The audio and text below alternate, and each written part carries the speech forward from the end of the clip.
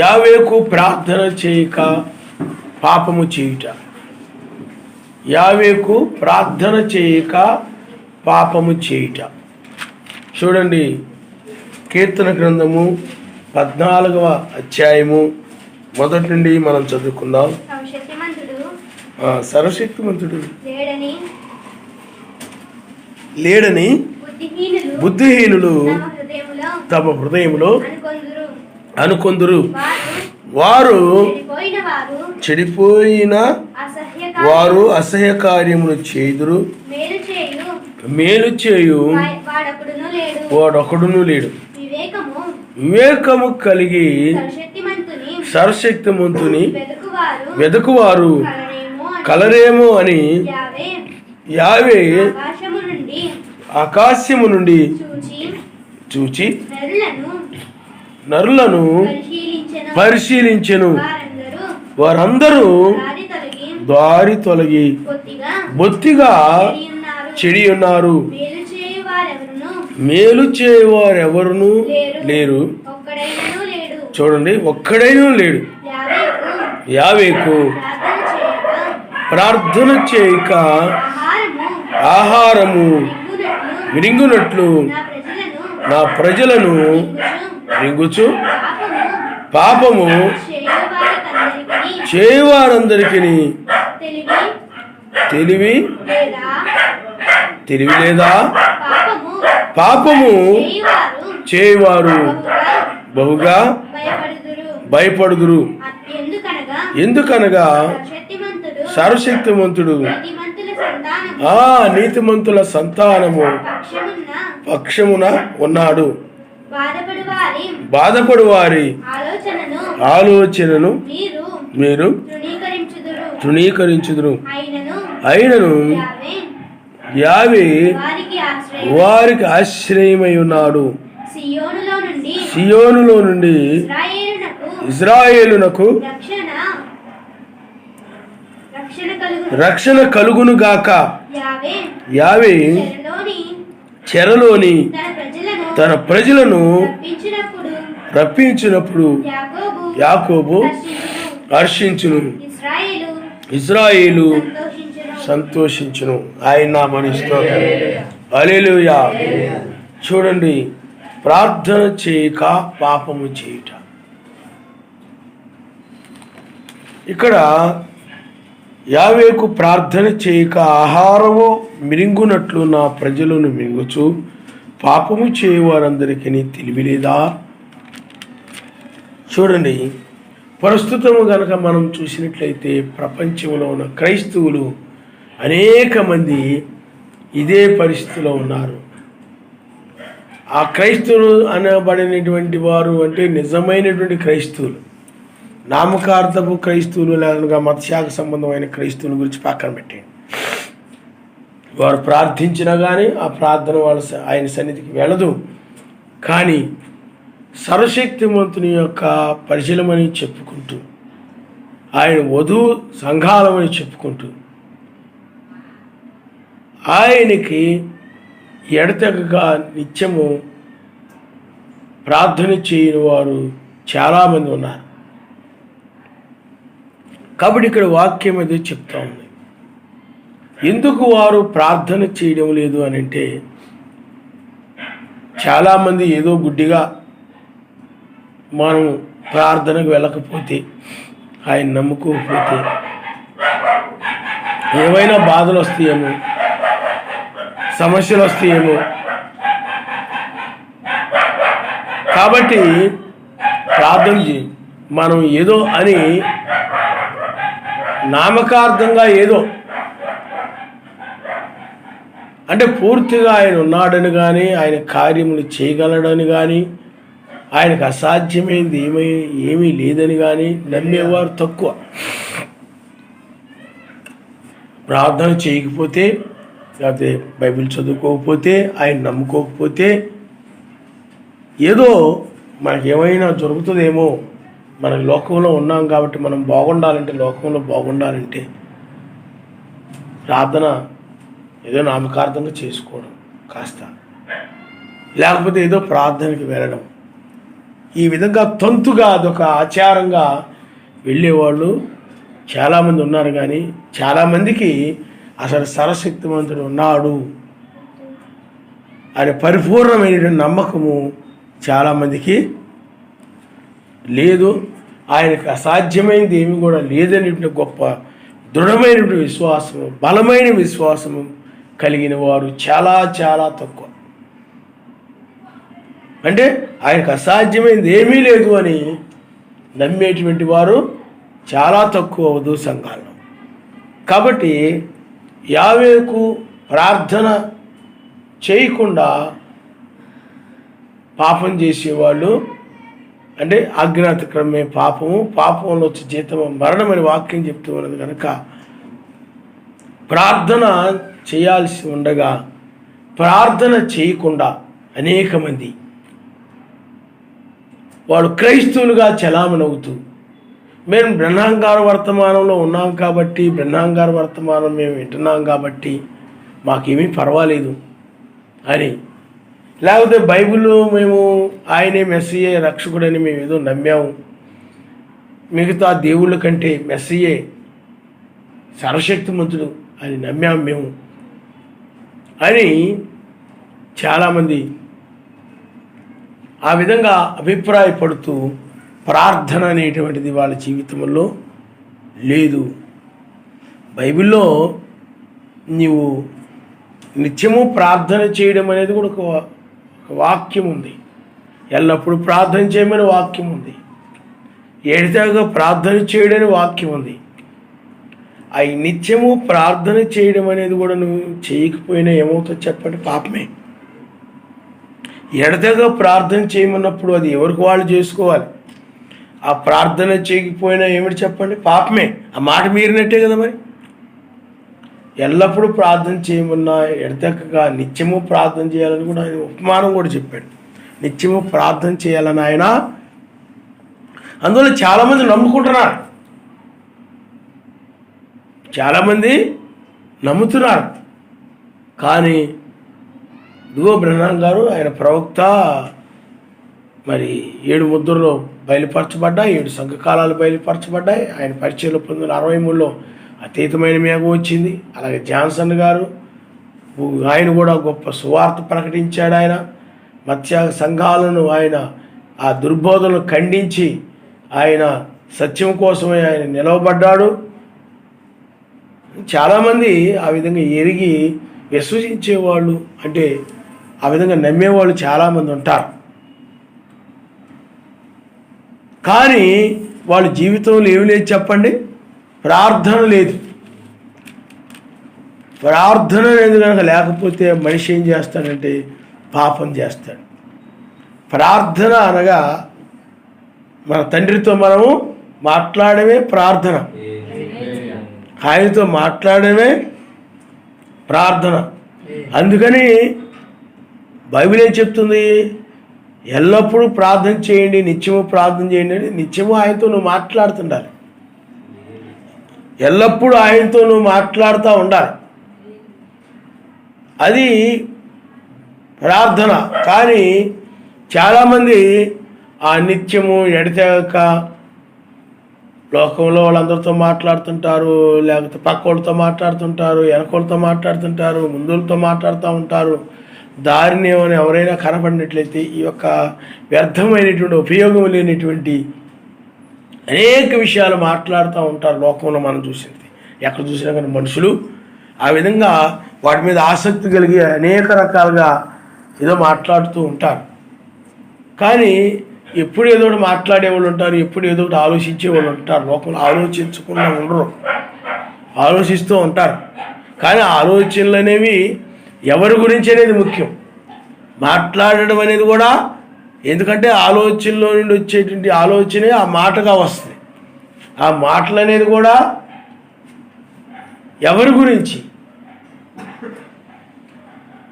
అందువల్ల నువ్వు ఆలోచిస్తున్నావు అంటే నీ ఆలోచనలో ఎవరుండాలి, మెస్సైని గురించి నువ్వు ఆలోచిస్తూ ఉండాలి, వాక్యాన్ని గురించి నువ్వు ఆలోచిస్తూ ఉండాలి. ప్రార్థన కూడా మాట్లాడడం కానీ లేకపోతే ప్రార్థన కానీ ఎప్పుడు కూడా ఆయన సన్నిధిలో నువ్వు మాట్లాడుతూ ప్రార్థన చేస్తూ ఉండాలి. ఆయన నామరిస్తాడు. హల్లెలూయా. ఆ ప్రార్థన అనేది మనిషిని ఏం చేస్తుందంటే పాపము చేయకుండా ఆపుతుంది. ప్రార్థన అనేటువంటిది మనిషిని ఏం చేయలేదు చెప్పండి, వాక్యాన్ని మేరనివ్వదు. ఎందుకంటే ప్రార్థన వలన బైబిల్లో రాయబడి ఉంది. మీరు లూకాసు వార్త 21వ అధ్యాయంలో అక్కడ రాయబడి ఉంటుంది. మనం ఒకసారి చదువుదాం. లూకాసు వార్త 21వ అధ్యాయము 36 వచనం మనం ఒకసారి చదువుకుందాం. కాబట్టి మీరు జరగబో వీటిలను తప్పించుకుని మనుష్య కుమారుని ఎదుట నిలబడుటకు శక్తి గలవారు ఉన్నట్లు. చూడండి, మనుష్య కుమారుని ఎదుట నిలబడుటకు అంటే ఆయన ఎదుట నిలబడడానికి శక్తి కలుగునట్లు, లేకపోతే శక్తి గలవారగునట్లు ఎల్లప్పుడూ మెలకువ కలిగి ప్రార్థన చేయొచ్చు, లేకపోతే చేయాలి. మెలకువ కలిగి ఎల్లప్పుడు కూడా ఏం చేయాలి చెప్పండి, ప్రార్థన చేయాలి. మరి ఆయన దీని ప్రకారం చూశాడు అనుకోండి, పరలోకంలో ఎంతమంది వెళ్ళిపోతారు? నిత్యము ప్రార్థన చేసే వాళ్ళకే పరలోకం అంటాడు ఆయన. నిత్యము ప్రార్థన చేసేవాళ్ళే ఎత్తబడతారు. మీరు ఈ మాట తేలిక తీసుకోకండి. నిత్యము ప్రార్థన చేసే వాళ్ళకే ఆయన రాజ్యము అని అంటే, మరి నిత్యము ప్రార్థన చేసేవాళ్ళు చాలా చాలా చాలా తక్కువగా ఉంటారన్నమాట. అందువల్ల ఆ నిత్యము ఈ వాక్య ప్రకారంగా చూశాడు అనుకోండి, ఆయన కొలిచాడు అనుకోండి, ఎవరు నిత్యం ప్రార్థన చేసేవాళ్ళు వాళ్ళకే ఆయన రాజ్యము అని చూస్తే, ఆ నిత్యము ప్రార్థన చేసేవారు ఎక్కడనూ కనబట్టలేదని బైబిల్. చూడండి, మీరు కీర్తన గ్రంథంలోనే ఇందాక మనం చదువుకున్న దానిలోనే, ఇందాక కీర్తన గ్రంథంలో మనం చదువుకున్నటువంటి మాటలోనే 2వ వచనాన్ని చూడండి. వివేకము కలిగి సర్వశక్తిమంతుని వెదకవారు కలరేమో అని యావే ఆకాశం నుండి చూచి నరులను పరిశీలించెను. వారందరూ దారి తొలగి పొత్తిగా చెడి ఉన్నారు, మేలు చేయవారు ఎవరు లేరు, ఒక్కడైనను లేడు. చూడండి, ఇక్కడ ఆయన చెప్తున్నాడు. కాబట్టి వివేకము కలిగి సర్వశక్తిమంతుని వెదకువారు ఎవరైనా కలరేమో. ఎవరైనా వెదకుటన్నా ప్రార్థించుటన్నా కనిపెట్టుటన్నా ఒక్కటే. నిత్యము ఆయన్ని వెతకడం అంటే నిత్యము ప్రార్థించడం. కాబట్టి ఇప్పుడు ఆయన్ని వెదకువారు ఎవరైనా కలరేమో, నిత్యము ప్రార్థించేవారు ఎవరైనా కలరా, ఎవరైనా ఉన్నారా అని చూసినప్పుడు అందరూ కూడా ఒక గంట ప్రార్థన చేసేవాళ్ళు, 5 నిమిషాలు ప్రార్థన చేసేవాళ్ళు, ఇది వెళ్ళేటప్పుడు ఇలా ఇలా అనుకొని వెళ్ళిపోయేవాళ్ళు చాలామంది ఉంటుంటారు. లేదా సాయంత్రం మీద కాసేపు అలా ప్రార్థన చేసుకొని ఎప్పుడు పడుకుందామని పడుకుని పోయేవాళ్ళు ఉంటుంటారు.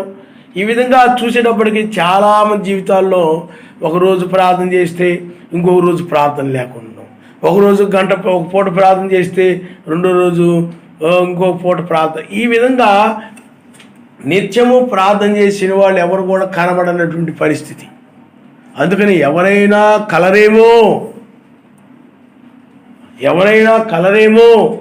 చూడండి, బైబిల్లో రాయబడి ఉంది, ఏమి తిందునా ఏమి త్రాగుదునా అని మీరు విచారింపకుడు కానీ నా రాజ్యమును నా నీతిని మీరు మొదటగా వెదకండి అని చెప్పాడు. ఆయన నామరిస్తాడు. నా రాజ్యమును నా నీతిని మీరు మొదటగా వెదకండి అంటే నా రాజ్యాన్ని గురించి నా నీతిని గురించి మొదటగా వెదకండి. దాని గురించి నిత్యము ప్రార్థన చేసుకోవాలని, నిరంతరము ప్రార్థన చేసుకోవాలని, ఆపకుండా ఆయనకి స్తోత్రాలు చెల్లిస్తూ ప్రార్థిస్తూ ఆ యొక్క నిరంతరము కూడా ఒక ఏంటి చెప్పండి, ప్రార్థిస్తూ ఉండాలి. నిత్యము అలాగ ప్రార్థించేవారు ఎప్పుడు కూడా శక్తి కలిగిన వారుగా ఉంటారు. ఒక వ్యక్తికి శక్తి ఎక్కడ ఉండొచ్చు చెప్పండి? శరీరం మార్పు చెందాలంటే ప్రార్థన ఉండాలి. ఆ ప్రార్థన ఉన్నప్పుడు ఏం జరుగుతుంది? అతడు వాక్యం మీద నిలబడడానికి శక్తి కలిగి ఉంటాడు. అతడు అమర్త్యమైన శరీరం, అమర్త్యమైన లోకం నుండి అమర్త్యమైనటువంటి వాక్యం మీద నిలబడతాడు. అతని శరీరం కూడా మారిపోతాయి. అందువలన ఎవరైనా ఆ విధంగా ప్రార్థించేవాళ్ళు ఉన్నారా అని ఆయన వెదకినప్పుడు ఎవరు కూడా కనబడట్లేదని ఇక్కడ రాయబడింది. కాబట్టి ఆయన రక్షించేటప్పుడు ఆయన ఏం చేస్తాడని అంటే, ఎవరైనా ఉన్నారా నా కొరకు కనిపెట్టుకుని ఉన్నవారు, మెలకువగా ఉన్నవారు ఎవరైనా ఉన్నారా, కనిపెట్టుకుని ఉండడం వల్ల, వెతుకుతూ ఉండడం వల్ల, ఎదురు చూస్తూ ఉండడం వల్ల, అలాగే నిరీక్షిస్తూ ఉండడం వల్ల, ఇవన్నీ కూడా ఒకటే. ప్రార్థిస్తున్నావంటే నువ్వు నిరీక్షిస్తున్నావని, ఎదురు చూస్తున్నావని, వెతుకుతున్నావని ఆయన నమ్ముతాడు. హల్లెలూయా.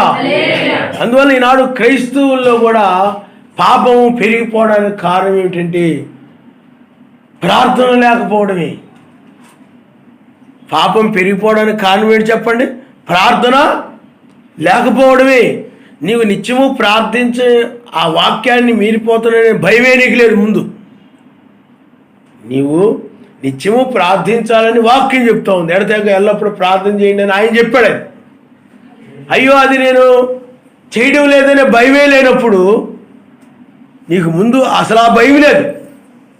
ఇక మిగతా వాక్యానికి భయపడి నువ్వు ఎక్కడ నిలబడతా? నువ్వు మొదటగా నిత్యము ప్రార్థించుడి అనే మాట, లేకపోతే ఎల్లప్పుడూ ప్రార్థన చేయుడు అనే మాటకి నువ్వు భయపడి ఆ మాటని బట్టి నువ్వు ఎల్లప్పుడూ ప్రార్థన చేస్తున్నావు అంటే నిజంగా నువ్వు సర్వశక్తిమంతుడు అంటే భయం కలిగిన వ్యక్తి. కానీ ఆ లేఖనం ఎరిగి ఉండి కూడా ఆ విధంగా నువ్వు ప్రార్థన చేయకుండా ఉన్నావు అని అంటే నీలో సర్వశక్తిమంతుడు భయం లేదు. వాక్యం అంటే భయం లేదు. ఆ వాక్యం విషయంలోనే భయం లేనప్పుడు ఇక మిగతా వాక్యం నువ్వేం పాటించు. అందువల్ల దీని విషయంలో భయం లేదు కాబట్టి ఇది నువ్వు ఎల్లప్పుడూ ప్రార్థన చేయకపోవడం అనేది పాపమే. ఎల్లప్పుడూ ప్రార్థన చేయకపోవడం అనేది పాపమే. ఇంకా మిగతా వాటిని మీరడం అవి కూడా పాపమే.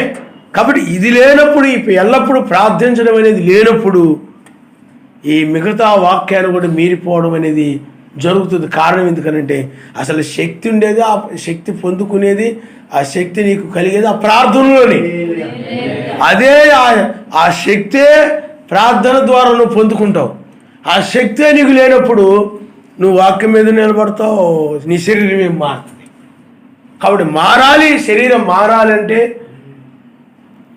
ఎల్లప్పుడూ ప్రార్థించేవారు శరీరం మాత్రమే మారుతుంది. మిగతా వాళ్ళందరూ కూడా ప్రార్థన చేయరు. ఈ యొక్క ఐక విచారాల్లో, ఈ జీవన సంబంధ విచారాల్లో పడిపోయి, ఆలోచనలో పడిపోయి ఎల్లప్పుడూ ప్రార్థన చేయకుండా ఉంటారు.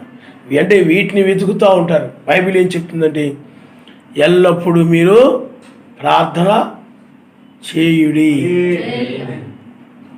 శక్తి కలిగినట్లు, ఆయన ఎదుట నిలబడడానికి శక్తి కలిగినట్లు ఎల్లప్పుడూ ప్రార్థన చేయుడి. అందుకనే ఇక్కడ సర్వశక్తిమంతుడు లేడని బుద్ధిహీనులు తమ హృదయములో అనుకుందురు, వారు చెడిపోయిన వారు అసహ్య కార్యములు చేయుదురు, మేలు చేయవాడొకడును లేడు. మేలు చేయడం అనగా ఆయన వాక్యాన్ని అనుసరించినవి. ఆయన వాక్యం ఏం చేస్తే చెప్పండి? మేలు చేస్తాయి. ఆ వాక్యము నువ్వు అన్యాయం చేయకూడదు, అబద్ధం ఆడకూడదు, మోసాలు చేయకూడదు. ఇదంతా ఏమిటి చెప్పండి? అవి చేయకుండా ఉండడం, నువ్వు ఇతరులకు మేలు చేయడం.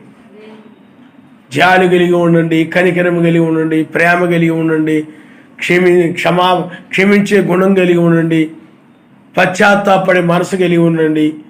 ఇవన్నీ కూడా ఏమిటంటే మేలు కలిగి చేసేవి. మేలు, ఆ యొక్క మేలు చేయవాడు ఒక్కడును లేడు. అందరూ ఏమైపోయారంటే సర్వశక్తిమంతుడు లేడని. అంటే బైబుల్ సర్వశక్తిమంతుడు ఉన్నాడంటే ఒక భయం ఉంటుంది. ఆ భయం కలిగిన వ్యక్తి ఏం చేస్తాడు? ప్రార్థన చేస్తాడు. ఏదో నామకార్థంగా నమ్ముకుంటున్నారే తప్ప సర్వశక్తిమంతుడు అంటే ఒక భయం లేదు. ఆ భయం లేదు కాబట్టి చూడండి, మనము ఆ యొక్క 2వ పేతురు రాసిన పత్రిక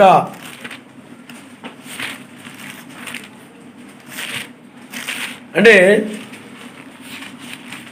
2 పేతురు రాసిన పత్రిక 3వ అధ్యాయము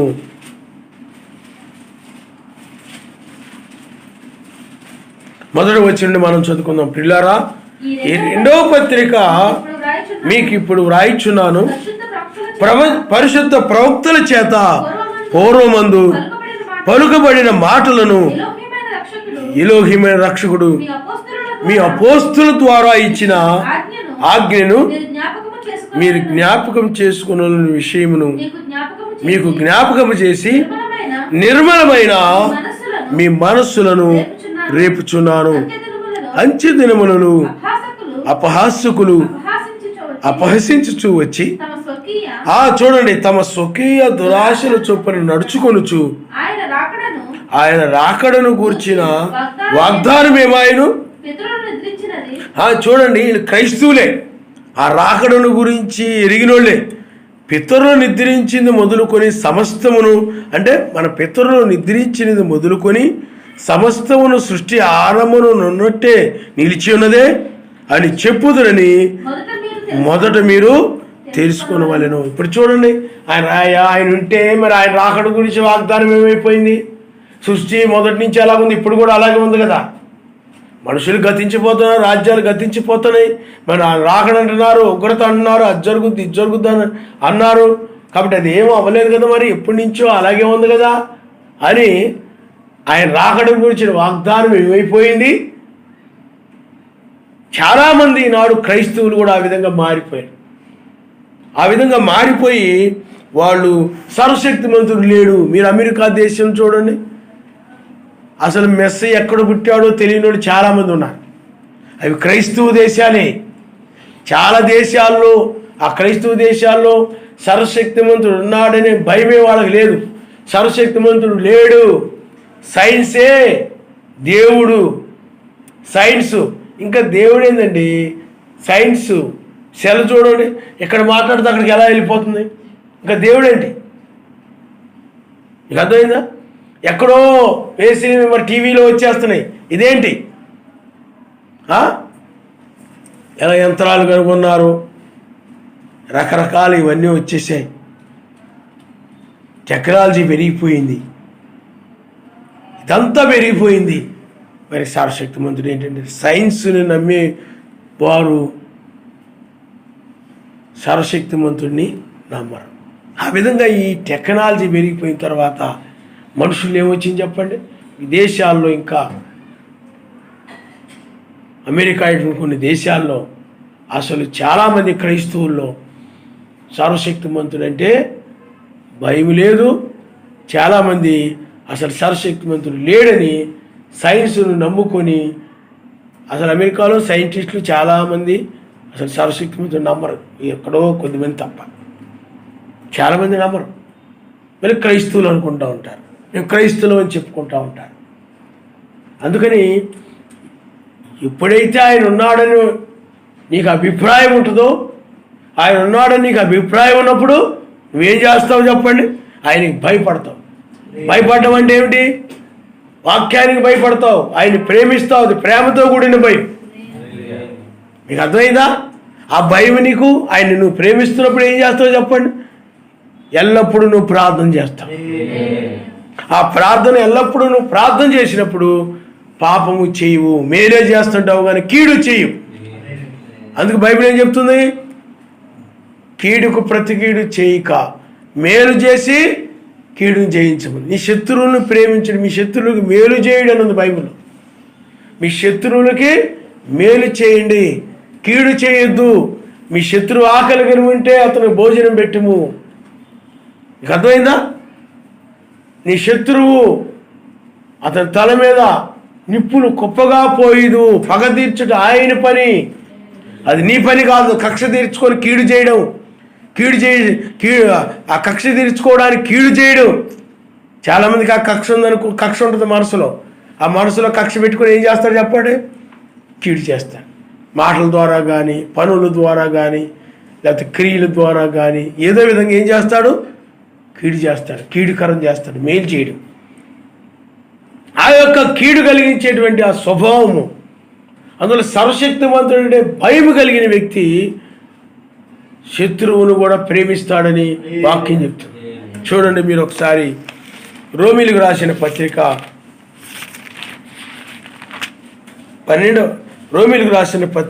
12వ అధ్యాయము 20వ వచనాన్ని మీరు ఒకసారి చదవనమ్మా. 19వ వచనాన్ని మీరు ఒకసారి చదవండి. పిల్లారా, మీకు మీరే పగ తీర్చుకొనుక సర్వశక్తిమంతుని ఉగ్రతకు చోటీకుడి. పగ తీర్చుట నా పని, నేనే ప్రతిఫలము ఇత్తును అని ఎలోహిం చెప్తున్నాడని రాయబడి ఉన్నది. కాబట్టి నీ శత్రువు ఆకలి కొని ఉంటే అతనికి భోజనము పెట్టుము, తప్పెకొని ఉంటే దాహమిమ్ము. అలాగు చేయటం వలన అతని తల మీద నిప్పులు కుప్పగా పోయిదు. కీడు వలన జయింపబడక చూడండి, మేలు చేత కీడుని జయించు. ఆయన నామనిస్తావు. నువ్వు మేలు చేయడం ద్వారా ఆ కీడు చేయాలని ఆ తలంపు కలిగిన వారు నువ్వు జయించగలుగుతావు. అంటే నువ్వు మేలు చేయడం ద్వారా ఆ కీడు చేయాలన్న తలంపు కలిగిన వారు, అయ్యో ఇతడు ఇంత మేలు చేస్తున్నాడు, మనం ఇతడికి ఎందుకు మనం కీడు చేయాలని ఆ తలంపుని అతడు విడిచిపెడతాడు. అప్పుడు నీవు మేలు చేత కీడుని జయించినట్టు. ఆయన నామనిస్తావు. హల్లెలూయా, హల్లెలూయా. కాబట్టి ఇక్కడ సర్వశక్తిమంతుడు లేడని బుద్ధిహీనులు తమ హృదయంలో అనుకొనుచు వారు చెడిపోయిన వారును అసహ్య కార్యములను, అసహించుకునే కార్యాలు, మాట్లాడుకోవడానికి కూడా ఇష్టపడిన కార్యాలు, అలాగే వినడానికి కూడా ఇష్టపడినటువంటి అసహ్యమైన కార్యాలు చేస్తూ ఉంటారు. చిచి అలాంటి మాటలు వినకూడదురా బాబు, చిచి అలాంటి మాటలు మాట్లాడు. అంత అసహ్యమైనటువంటి మేలు చేయవాడు ఒకడు లేడు, అందరూ కూడా కీడుకరంగా ఉండేటువంటి వారే. అందుకని కీడు చేసే వ్యక్తి అంటే ఎవరైనా భయపడిపోతుంటాడు. ఈనాడు ప్రపంచంలో మనుషులు ఎందుకు భయపడిపోతున్నారు? ఎందుకు భయపడిపోతున్నారు చెప్పండి? కీడుకరమైనటువంటి మనుషులు పెరిగిపోయారు, అసహ్యకరమైన మనుషులు పెరిగిపోయారు, దుష్టులు పెరిగిపోయారు, చెడ్డవారు పెరిగిపోయారు, కక్ష కట్టేటువంటి స్వభావం కలిగిన వారు పెరిగిపోయారు, పగబట్టేటువంటి స్వభావం కలిగిన వారు పెరిగిపోయారు, ద్వేషించేవారు పెరిగిపోయారు. మనుషుల్లో కోపం పెరిగిపోయింది. ఎక్కడ చూసినా కానీ దీర్ఘశాంతం కనపడటం లేదు. ఎక్కడ చూసినా కానీ ఓర్పు కనపట్టలేదు, సహనం కనపట్టలేదు. అందులో ప్రపంచం అంతా ఏమైపోయింది చెప్పండి? కీడే. ఒకరికొకరు కీడు చేసుకుంటున్నారు, ఒకరినొకరు చంపుకుంటున్నారు, ఒకరినొకరు ద్వేషించుకుంటున్నారు, ఒకరికొకరు గొడవలాడుకుంటున్నారు, ఒకరికొకరు తన్నుకుంటున్నారు.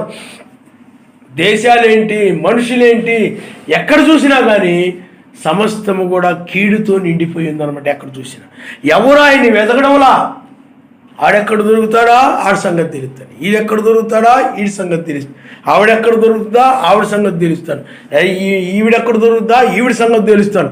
అదే మనసులో పెట్టుకొని అవకాశం దొరికినప్పుడు ఆ డైలాగ్ వదలడము, అవకాశం దొరికినప్పుడు ఆమెకి ఏదో కీడు చేయడము, ఆయనకి ఏదో కీడు చేయడము, ఆ అవకాశాల కోసం కనిపెడుతూ ఉన్నారు. ఆ పగ తీర్చుకోవడానికి అవకాశం కోసం కనిపెడుతూ ఉన్నారు. ప్రపంచం అంతా కూడా ఆ విధంగా చెడిపోయింది, ప్రపంచం అంతా కూడా. కానీ ఆయన వధువు, ఆయన్ని వెతికేటువంటి వధువు ఉంది. ఆ వెతికే వధువే ఎల్లప్పుడూ కూడా ప్రార్థిస్తూ ఉంటుంది. నువ్వు ఎల్లప్పుడూ ప్రార్థిస్తున్నట్టయితే నువ్వు ఆయన వధువే. ఎందుకంటే వధువు వాక్యానికి భయపడుతుంది. ఆయన వధువు అంటే ఆయన యొక్క బిడ్డలు, సర్వశక్తిమంతుని యొక్క పిల్లలు సర్వశక్తిమంతుని భయపడతారు. సర్వశక్తిమంతుడు తన పిల్లల్ని ప్రేమిస్తారు. నీ పిల్లలను నువ్వు ఎలా ప్రేమిస్తావో సర్వశక్తిమంతుడు అలాగే ప్రేమిస్తాడు. ఆ ప్రేమ కలిగిన వాడు ఆయన చెడిపోవడం ఇష్టం ఉండదు, పాడైపోవడం ఇష్టం ఉండదు.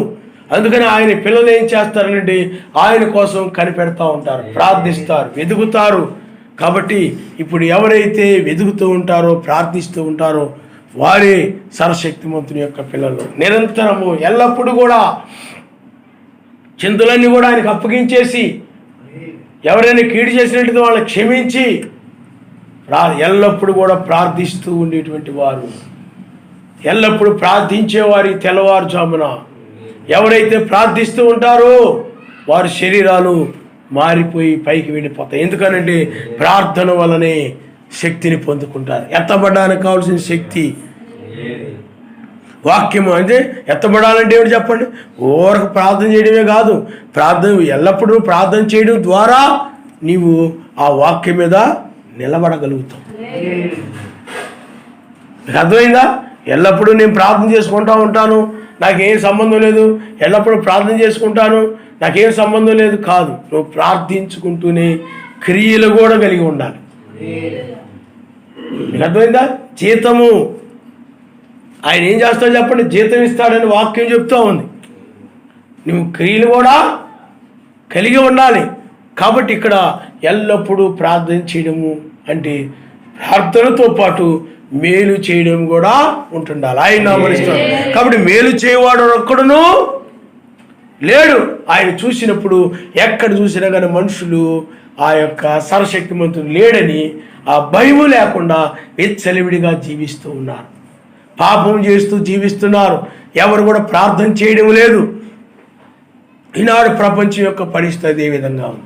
అక్కడ మీటింగులు జరుగుతున్నాయి కదా, ఇక్కడ మీటింగులు జరుగుతున్నాయి కదా, ఆనంద భారతిలో ఆయన మీటింగులు పెడుతున్నాడు కదా, లేకపోతే ఇంకొక ఆయన ఇక్కడ మీటింగులు పెడుతున్నాడు కదా, అయ్యబాబు అక్కడ 40 రోజులని మీటింగులు పెడుతున్నారు కదా. చాలామంది వాళ్ళు ఆ 40 రోజులు చేస్తారు, మళ్ళీ మామూలే. ఆ మీటింగులో 2-3 రోజులు పెడితే 2-3 రోజులు ప్రార్థన చేస్తారు, మళ్ళీ తర్వాత ప్రార్థన ఉండదు. నిత్యం అంటే ఏదో ఒక రోజు చేయమని కాదు, ప్రతి దినము కూడా సమయముందు అసమయముందు ప్రార్థిస్తూ ఉండడం ఆయన నామరిస్తాడు. హల్లెలూయా. ఆ మీటింగ్స్ 3 రోజులు ప్రార్థన చేసి ఆ తర్వాత ఇక ప్రార్థన ఉండదు, ఏదో ఒక అరగంట గంట చేసుకుంటూ ఉంటారు. ఈ విధమైనటువంటిది కాదు. నీకు వ్యక్తిగతంగా సర్వశక్తిమంతునితో ప్రార్థన ఉండాలి. కూడుకొని ప్రార్థన, అదేవిధంగా వ్యక్తిగతంగా నీవు సర్వశక్తిమంతునితో ఆయన్ని వ్యక్తిగతంగా నువ్వు కలుసుకుంటుండాలి. వ్యక్తిగతంగా ఆయన సన్నిధిలో నీవు ఉండాలి. వ్యక్తిగతంగా ఆయనతో నువ్వు మాట్లాడుతూ ఉండాలి. ఎవరైతే ఆ విధంగా ఎల్లప్పుడూ ప్రార్థన చేస్తూ ఉంటారో వారే ఈ చివరి కాలంలో వాక్యం కోసం నిలబడి లోకాన్ని ఆయన విడిచిపెట్టి వాక్యం మీద నిలబడతారు. ఆయన నామరిస్తారు. హల్లెలూయా, హల్లెలూయా. మర్చిపోయేటువంటి నశించేటువంటి ఈ లోకాన్ని, నశించేటువంటి ఈ లోకాన్ని, నశించేటువంటి శరీరాన్ని విడిచి వారు మహిమ శరీరంతో పైకి వెళ్ళిపోతారు. కాబట్టి చాలామంది ఇప్పుడు ప్రార్థన చేయక పాపం చేస్తూ ఉన్నారు. ఎందుకంటే వాళ్ళకి వాక్యం మీద నిలబడే శక్తి లేదు. నేను ఏ అబద్ధాలు ఆడకుండా నిలబడాలనుకుంటాను, కానీ మీరిపోతూ ఉంటారు. ఈరోజు నిత్యము ప్రార్థన చేయాలనుకుంటారు, నిలబడరు. మాట ఎందుకు క్రియ ఎందుకు ప్రార్థన చేయాలనుకుంటారు. అది ఇప్పుడు నేను చెప్పినప్పుడు గుర్తుకొచ్చి చాలామంది అది ఎప్పుడో మర్చిపోయారు. చెప్పిన 1 రోజు 2 రోజులు గుర్తుంటుంది వీళ్ళకి వాక్యం, ఆ తర్వాత ఏమైపోతుంది చెప్పండి, మర్చిపోదు, అది పోయింది. అందువల్ల నీవు అన్ని లేఖనాల్లో ఉంటే ఎత్తపడతావు. అందుకనే ఎవరుండారా అని చూసినప్పుడు ఎక్కడ కనపడలేదు అన్నాడు ఆయన. ఎందుకని? విన్నారు, దాన్ని మర్చిపోయి మాట ఎందుకు క్రియ ఎందుకు ప్రార్థన లేదు, ఎల్లప్పుడూ ప్రార్థన లేదు. మీకు అర్థమైందా? తమను తాము తగ్గించుకొని ప్రార్థన లేదు, ఏమీ లేదు. కానీ మనం మెస్సేజ్ నమ్ముకున్నాం పరలోకి వెళ్ళిపోతాం, మెస్సేజ్ నమ్ముకున్నాం పరలోకి వెళ్ళిపోతాం అనుకుంటున్నవాడు కొంతమంది అయితే, కొంతమంది ఆయన లేడని ఇష్టం వచ్చినట్టు జీవించేవాడు కొంతమంది. వారు ఇష్టం వచ్చిన వాడు నడుస్తూ ఉన్నారు. ప్రార్థన చేయక పాపము చేస్తూ జీవిస్తున్నారు నాడు మనుషులు. ఇది ప్రార్థించవలసిన సమయం, ఇది ఆయన నామరిస్తాడు. హల్లెలూయా. ఎల్లప్పుడూ ప్రార్థించవలసిన సమయం ఇది. మెస్సయ్యే నీవు ఎల్లప్పుడూ ప్రార్థిస్తున్నావా అని నిన్ను అడిగితే నువ్వేమి జవాబు చెప్తావో నువ్వు ఆలోచించుకోవాలి. ఆయన నామరిస్తాడు. హల్లెలూయా, హల్లెలూయా. ఆ వైట్ కార్డు ఉన్న వాళ్ళందరూ నిలబడున్నారు, కానీ వైట్ కార్డు తీసుకొని నిలబడిపోతారు చాలామంది. మేము అవి ఇస్తాం ఈ ఇస్తాం అనగానే ఆ వైట్ కార్డు తీసుకొని అలా నిలబడిపోతారు. ఎల్లప్పుడూ ప్రార్థించేవారు నిలబడండి అని అంటే మరి ఆ వరుసలో లేకపోతే, ఆ నిలబడేవారి వరుసలో, ఎల్లప్పుడూ ప్రార్థించేవారి వరుసలో నువ్వు లేకపోయినట్లయితే వైట్ కార్డు లేని వ్యక్తి ఎలా నిరాకరించబడతాడో నీవు కూడా నిరాకరించబడతావు, విడిచిపెట్టబడతావు. అందువల్ల ఎల్లప్పుడూ ఏం చేయాలి? ఎల్లప్పుడూ ప్రార్థన చేయాల్సిన అవసరం లేదనుకోండి, ఆయన చెప్పాల్సిన అవసరం లేదు. అందుకని బైబిల్ ఏం చెప్తుంది చెప్పండి? భూమి ఆకాశంలో గతించవచ్చునేమో కానీ నా మాటల్లో ఏదైనా కూడా అది నిరర్థకం అవ్వదు, అది నెరవేర్చబడుతుంది. అలాగే నువ్వు నెరవేర్చినప్పుడే అది నెరవేర్చబడినట్టు. ఎల్లప్పుడూ ప్రార్థన చేయడని చెప్పాడు ఆయన. కాబట్టి నువ్వు దాన్ని చేస్తున్నావా? ఎల్లప్పుడూ ప్రార్థన నువ్వు చేస్తున్నావా? ఇది చేసే సమయం, ఇది నువ్వు ఎత్తబడాలంటే. ఎందుకంటే ఎల్లప్పుడూ ప్రార్థించే వాళ్ళ యొక్క మనసు ఆయన మీదే ఉండదు. కానీ అందుకని ఎల్లప్పుడూ ప్రార్థన చేసే వాళ్ళకి శరీరానుసారమైన మనసు పోద్ది, లోక సంబంధమైన మనసు పోద్ది వాళ్ళకి. ఎల్లప్పుడూ ప్రార్థన చేయకుండా ఉండే వాళ్ళకే లోక సంబంధమైన వాటి మీద మనసు ఉంటుంటుంది, ఈ భూ సంబంధమైన వాటి మీద మనసు ఉంటుంటుంది, వాళ్ళే విడిచిపెట్టబడతారు. కాబట్టి ఎల్లప్పుడూ ప్రార్థన చేయడం వలన నీవు ఆత్మానుసారమైన మనసుని, అనగా ఆయన మీద ఆ మనసుని నీవు పొందుకోవడం అనేది జరుగుతుంది. ఆయన నామనిస్తావు. హల్లెలూయా. కాబట్టి నువ్వు ఎల్లప్పుడు కనుక ప్రార్థన చేయకపోతే నువ్వు ఆ శక్తిని పొందుకోవు. ఆయన ఎదుట నువ్వు శక్తి కలిగిన వ్యక్తిగా నిలబడలేవు, విడిచిపెట్టబడడం అనేది జరుగుతుంది. ఎందుకంటే గోధుమ గింజ ఉందనుకోండి, దానిలో ఒక శక్తి ఉంది. ఆ శక్తి ఉంది కాబట్టి అది చెరిగినప్పుడు ఆ గోధుమ గింజ ఆ చాటలోనే నిలిచి ఉంటుంది.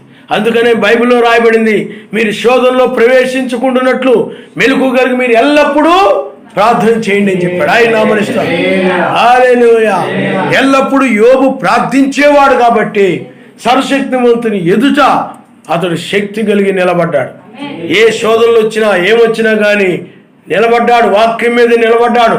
కానీ నాడు చాలామంది వాక్యం మీద ఎందుకు నిలబడలేకపోతున్నారంటే, వాక్యాన్ని ఎందుకు పాటించలేకపోతున్నారంటే ఎల్లప్పుడూ ప్రార్థన లేకపోవడమే. ఎల్లప్పుడూ ప్రార్థించలేని వారు ఏమైపోతారు చెప్పండి? ఏదైనా శోధన వచ్చినప్పుడు వాళ్ళు వాక్యం మీద నిలబడరు. ఇప్పుడు మనం చాలాసార్లు చెప్పుకుంటుంటాం, ముగ్గురు యూదులు ఉన్నారు.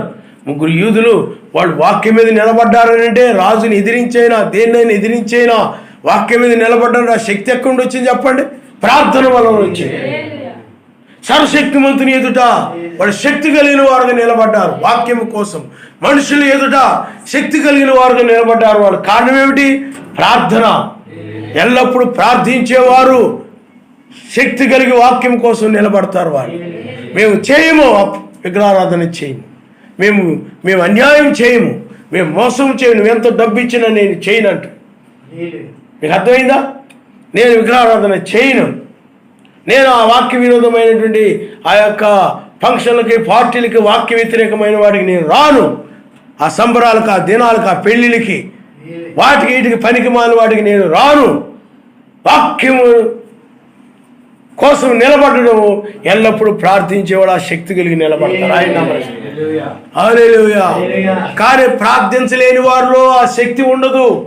ఆ శక్తి ఉండదు కాబట్టి వాళ్ళు వాక్యం మీద నిలబడలేకపోతుంటారు. అందుకని ఎవరైనా కానీ ఆ ప్రతిమ నమస్కారం చేయకపోతే అగ్గిల్లో పడవేస్తామని కానీ ఎందుకు అందరూ భయపడిపోయారంటే వారిలో పరిశుద్ధ ఆత్మ యొక్క శక్తి లేదు.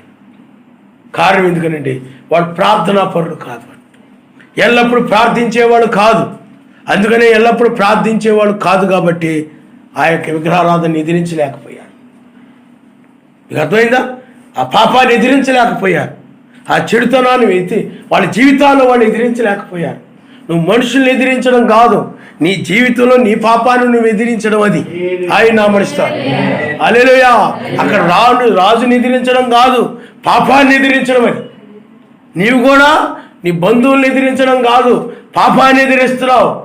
ఎందుకంటే మనం మనుషుల్ని ద్వేషించం, కానీ పాపాన్ని మనం ద్వేషిస్తూ ఉంటాం. ఆయన నామనిస్తాం. హల్లెలూయా, హల్లెలూయా. అందుకనే వాళ్ళ యొక్క క్రియలను మనం ద్వేషిస్తూ ఉంటాం. కాబట్టి ఇక్కడ ఎల్లప్పుడూ ప్రార్థించే వాళ్ళు శక్తి కలిగిన వారుగా ఉంటారు. ఆయన ఎదుట మనిషి కుమారుడు ఎదుట శక్తి గల వారు ఉన్నట్లు ఎల్లప్పుడూ మీరు ప్రార్థన చేయండి. మెస్సీకి ఎన్నో శోధనలు వచ్చాయి. ఆ శోధనలు ఆ పరిశీలి వలన, సాతాను వలన, ఆ యొక్క శాస్త్రుల వలన, యూదుల వలన రకరకాల శోధనలు వచ్చాయి. ఆ శోధనలో నిలబడడానికి కారణం ఏమిటంటే ఆయన ఎల్లప్పుడూ ప్రార్థించేవాడు. ఎల్లప్పుడూ ప్రార్థించేవాడు. ఆ శిష్యులు కూడా ఎల్లప్పుడూ ప్రార్థించేవారు. కానీ ఇస్కరియోతు యోధా ప్రార్థించేవాడు కాదు. ఇస్కరియోతు యోధా ప్రార్థనాపరుడు కాదు. ఎల్లప్పుడూ మిగతా వాళ్ళు ప్రార్థించేవారు ఆ శిష్యులు. ఇంకా 70 మంది శిష్యులు ఉన్నారు, వాళ్ళు కూడా అంతే. వీళ్ళు ప్రార్థించేవాడు కాదు, ఆయనతో పాటు తిరిగేవారు. ఆయనతో పాటు ఆయన ఎక్కడికి వెళితే అక్కడికి ఆ వాక్యం నిమిత్తమై ఏం మాట్లాడతాడా ఆ మాటల కోసం కనిపెట్టేవారు. ఆ యొక్క ఏ అద్భుతాలు చేస్తాడా, ఏ ఆశ్చర్యకార్యాలు చేస్తాడా, ఏ ఉపమానాలు చెప్తాడా అని వాక్యం కోసం, అద్భుతాల కోసం, స్వస్థతలు ఏ కార్యాలు చేస్తాడా అని ఆయన కోసము వాటి కోసం వెతికేవారు. కానీ వారి జీవితంలో ఏం లేదు చెప్పండి? ప్రార్థన లేదు. ప్రార్థన లేదు. చాలామందిలో ప్రార్థన లేదు. ప్రార్థన లేదు కాబట్టి ఆ శోధనలో, ఆ సిలువ, ఆ శ్రమలు అవన్నీ వచ్చినప్పుడు ఆ శోధనలో ఆయనతో పాటు నిలబడలేదు చాలామంది. చాలామంది నిలబడలేదు. అలాగే 70 మంది కూడా నిలబడలేదు. అలాగే ఇస్కరియోతు యోధా కూడా నిలబడలేదు. ఇస్కరియోతు యోధా ఎందుకు? అతడు శోధన, సాతానుడు, ఇదిగో నువ్వు గనక మెస్సీని అప్పగిస్తే ఈ డబ్బు నీకే. సాతానుడు తీసుకొస్తాడు, రాజ్యం మహిమ ఎన్ని చూయించి మొక్కినట్లయితే ఇవన్నీ నీకే. అదే విధంగా శోధిస్తాడు వాడు. కానీ ఆ శోధనలో ఇస్కరియోతు యోధా నిలబడలేదు. కారణం ఎందుకు నిలబడలేకపోయాడనంటే అతడు ఎల్లప్పుడూ ప్రార్థించేవాడు కాదు. ప్రార్థన లేకుండా జీవించేవాడు. అతడు ప్రార్థన లేదు. ఆయనతో పాటు తిరిగేవాడు, ఆయనతో పాటు ఉండేవాడు. ఆ డబ్బు సంచి కూడా ఆ శిష్యుల్లో ఒకడైనా అదే ఇస్కరియోతు యోధా దగ్గర ఉండేది. దాన్ని పెట్టుకొని తిరుగుతూ ఉండేవాడు. కానీ ప్రార్థన లేదు. అందుకని వాడు దొంగిలించుతూ వచ్చాడని కూడా బైబిల్లో రాయబడి ఉంటుంది. ఈ విధంగా కారణం ఏమిటంటే ప్రార్థన లేకపోవడం. ప్రార్థన లేక పాపము చేస్తూ వచ్చాడు ఇస్కరియోతు యోధా. చివరికి ఏమైపోయాడు చెప్పండి? నశించాడు అతను.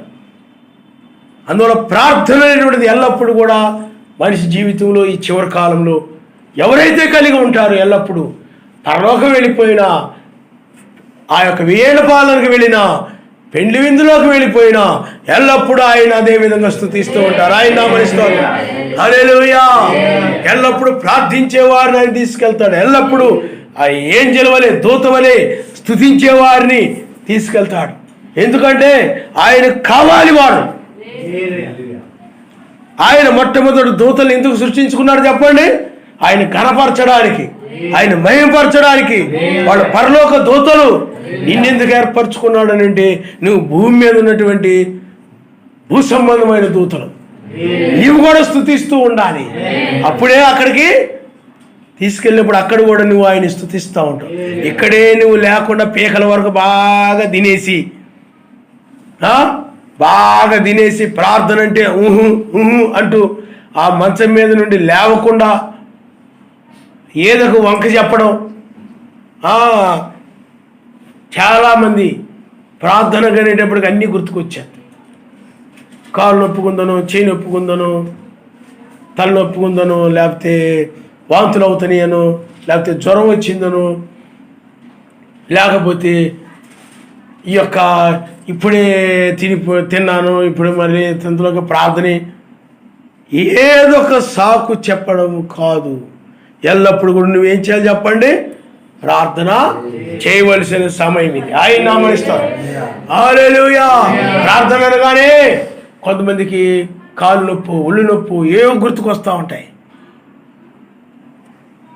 ఈ చివరి సమయంలో నువ్వు ఎల్లప్పుడూ ప్రార్థించే వ్యక్తిగా ఉండాలి. అందుకనే యోబు భార్య, ఆమె సరిగా ప్రార్థించేది కాదు. యోబు ఎల్లప్పుడూ ప్రార్థించేవాడు, స్తుతిస్తూ ఉండేవాడు, కనపరుస్తూ ఉండేవాడు. ఆ శోధనల్లో అన్ని ఆస్తులు పోయాయి, పిల్లలు పోయారు, కలిగి ఉన్నదంతా పోయింది.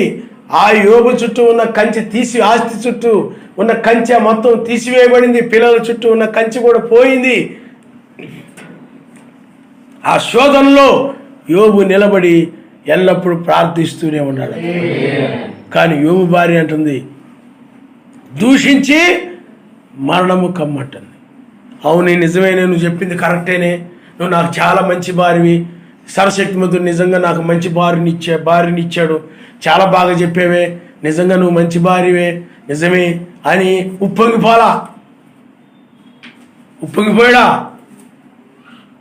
అతడు ప్రార్థించేటువంటి వాడు కాబట్టి, శక్తి కలిగిన వాడు కాబట్టి, వివేకము కలిగిన వాడు కాబట్టి మూర్ఖురాలు మాట్లాడినట్లు మాట్లాడుతున్నావు. మనం ఆయన దగ్గర మేలే పొందుదామా? ఈ విధంగా ఎందుకు కీడు పొందకూడదు? కీడంటే నష్టము ఎందుకు మనం పొందకూడదు? ఈ బాధ ఎందుకు మనం పొందకూడదు?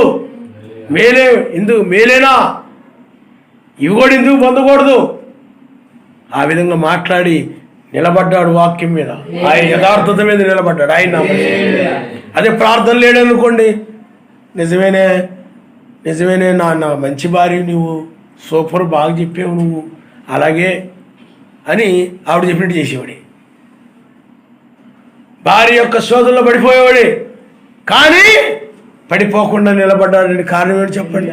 ప్రార్థన. ఆనాడు ఏదోనులో గనక ఆదాము కూడా అవ్వని ఖండించినట్లయితే, మూర్ఖురాలు మాట్లాడుతున్నావు, నువ్వు వాక్య వ్యతిరేకమైన దాన్ని తీసుకొస్తున్నావు అని ఆ రోజున ఖండించినట్లయితే ఈనాడు ఈ పాపమంతా ప్రపంచం మొత్తానికి వచ్చేది కాదు. నీకు అర్థమైందా?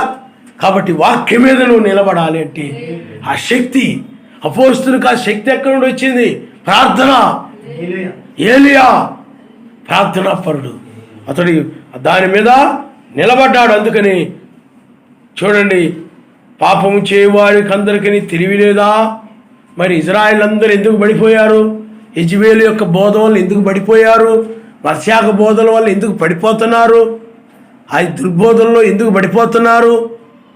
దుర్బోధనలు ఎందుకు నమ్ముతున్నారు? అది పాప బోధనలు ఎందుకు నమ్ముతున్నారు? ఆ బోధనలు అనుసరించి పాపాన్ని ఎందుకు చేస్తున్నారు అని అంటే వారు ఏమి లేదు చెప్పండి?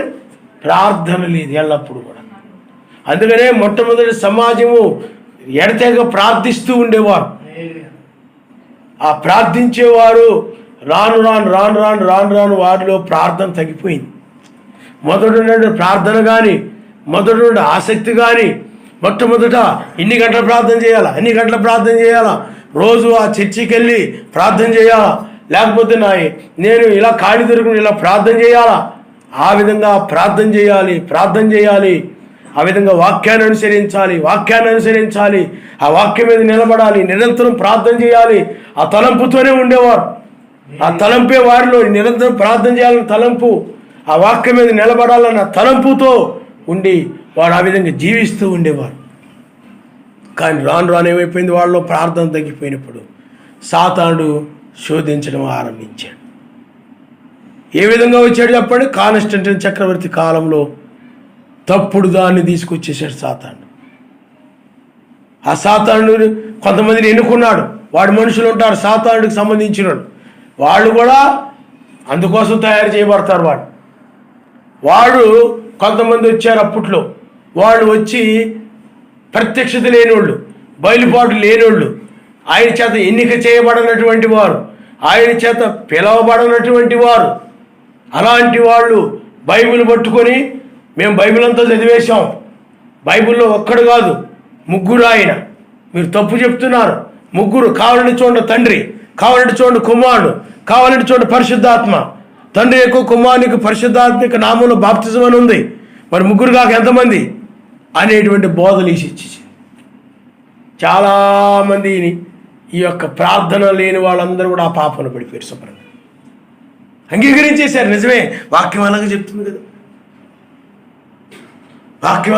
కదా, మెస్సీ స్వయంగానే చెప్పాడు కదా అని అందరు కూడా ఏమైపోయారు చెప్పండి? పాపంలో పడిపోయారు. అందుకనే ప్రార్థన లేని వ్యక్తి ఏమైపోతాడు చెప్పండి? పాపంలో పడిపోతాడు. అవిశ్వాసమే పాపం, అవిశ్వాసంలో పడిపోతాడు. అంటే అంతవరకు నమ్మి దాన్ని సందేహించడం ఆరంభించారు. ఏకత్వంలో బాప్తిజం పొంది, నామంలో బాప్తిజం పొంది ఆయన ఒక్కడే అంగీకరించిన వారు అందరూ కూడా ఆ నామంలో బాప్తిజం పొందిన సంఘాలని కూడా అపోస్తులు మరణించిన 300 సంవత్సరాల తర్వాత ఏమైపోయారు చెప్పండి? అది వారు నమ్మినటువంటి వర్తమానాన్ని సందేహించారు. మోషే కాలంలో లక్షల మంది బయలుదేరారు. కానీ వారికి ఏ కాడికి చూసినా కూడా మేము అది సంపాదించాలి, ఇది సంపాదించాలా, అంత డబ్బు సంపాదించాలి, ఇంత డబ్బు సంపాదించాలా, లేకపోతే ఐగుప్తు మాంసం బాగుంది, ఐగుప్తు యొక్క ఆహారం బాగుంది, ఇది బాగుంది, ఇది బాగుంది, ఈ విధంగా వాళ్ళు ఈ అరణ్య మార్గం అది లేదు ఇది లేదు అని ఈ విచారాలు వచ్చేసేవాళ్ళు. ఏముండాలి వాళ్ళకి? ఎల్లప్పుడూ ప్రార్థన ఉండాలి, ఎరసకు ప్రార్థన చేయాలి. ఆ ప్రార్థన లేకపోవడం ఏమైపోయింది చెప్పండి? శోధనల్లో టకా టకా టకా టకామంటూ పడిపోయారు అందరు. యెహోషువ కాలేబులు మంచి ప్రార్థనా పరులు, ఎల్లప్పుడూ కూడా ప్రార్థించేవారు.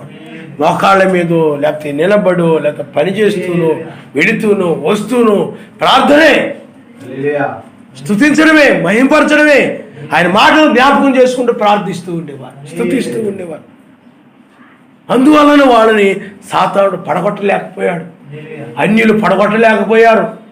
ఎదుగో విగ్రహారాధన చేద్దాం రండి అంటే వాళ్ళిద్దరు మేము రామంటున్నారు, మిగతా వాళ్ళందరూ కూడా పరిగెడుతున్నారు. అక్కడ మోయాబు స్త్రీలు, ఏమండి, ఇజ్రాయెల్ పురుషులు ఉన్నారు, మోయాబు స్త్రీలు చక్కగా అందంగా తయారైపోయి రండి అనగానే ఇజ్రాయెల్ పురుషులు పరిగెత్తుకుంటూ వెళ్ళిపోయారు. కానీ యెహోషువ కాలేబు నిలబడి ఉన్నారు. లోకరీతిగా ఆ పాపపు అవకాశాలని అనేక మంది సద్వినియోగం చేసుకుంటూ ఉంటారు. ప్రార్థన లేని వాడు పాపపు అవకాశాల కోసం ఎదురు చూస్తూ ఉంటారు.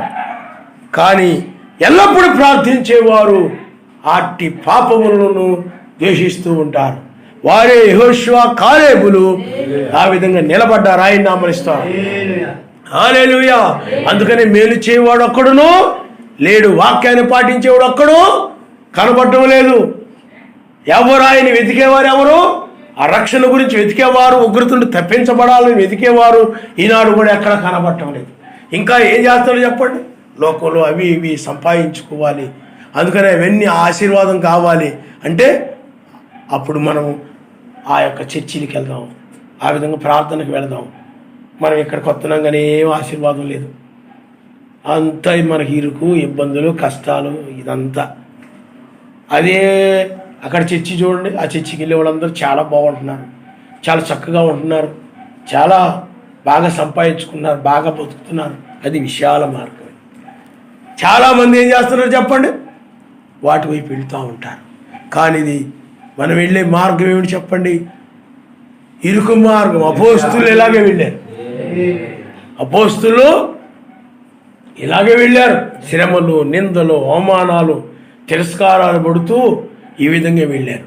కానీ ఈనాడు సంఘాలకి అవేమీ లేవు. కాబట్టి ఈ చివరి సమయంలో నువ్వు ఎత్తబడాలంటే, పైకి కొనుకోబడాలంటే ఏముండాలి చెప్పండి?